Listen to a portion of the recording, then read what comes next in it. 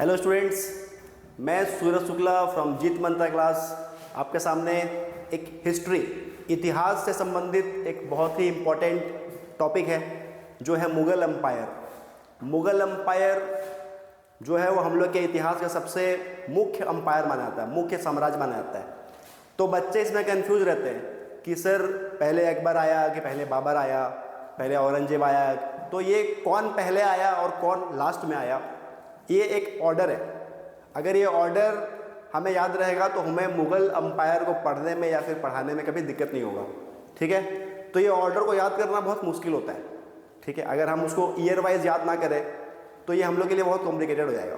ठीक है, तो हमको ये करना क्या है कि हम ऐसा ट्रिक बना लें कि हमको जितने भी शासक हैं, मुग़ल शासक, मुग़ल एम्पायर जितने भी हैं, उनका नाम एक करेक्ट ऑर्डर में हमको याद हो। उसके लिए हम क्या करेंगे, तो उसके लिए एक वर्ड है।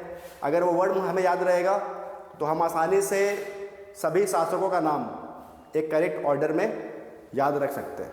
ठीक है, तो आपको बस करना क्या है, आपको ये वर्ड आपने सुना होगा, बहुत ही फेमस वर्ड है जो हमारे श्री नरेंद्र मोदी जी का पार्टी का नाम है, भाजपा, भारतीय जनता पार्टी। ठीक है, तो ये भाजपा हमें याद रखना है।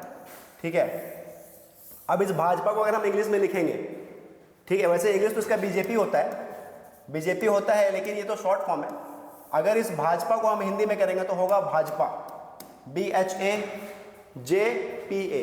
ठीक है, तो ये भाजपा से हमें बस खाली एक लेटर को चेंज कर देना है और हमें बनाना है भाजसा। इस P को हम चेंज कर देंगे S के फॉर्म में, बाकी सारे लेटर्स सेम रहेंगे। भाजपा बन गया भाजसा। ठीक है, अब ये जितने भी शासक हैं, जितने भी मुग़ल शासक हैं जिसे याद करने में आप लोगों को तकलीफ होता है, वो इस भाजसा शब्द में जुड़े हुए हैं। वो कैसे जुड़े हैं वो देखिए आप। ठीक है, ये जो भाजसा शब्द है ये शब्द नहीं है, ये सभी लेटर में कोई ना कोई शासकों का नाम है। आपको समझना क्या है, देखिए ध्यान से। हमने यहाँ पे लिख दिया भाजसा। ठीक है, सबसे पहले क्या आ रहा है मेरा, सबसे पहले आ रहा है B। ये B जो है वो है B फॉर बाबर। ये बाबर जो है वो पहला शासक मुग़ल एम्पायर का, the founder of Mughal empire. Clear. उसके बाद H मीन्स हुमायूं।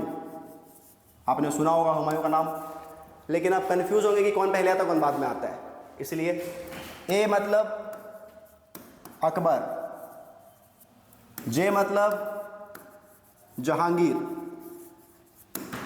S मतलब शाहजहां, और सबसे आखिरी में है A मतलब औरंगजेब। तो ये है करेक्ट ऑर्डर। सबसे पहले मुख्य शासक में कौन है, बाबर, B फॉर बाबर।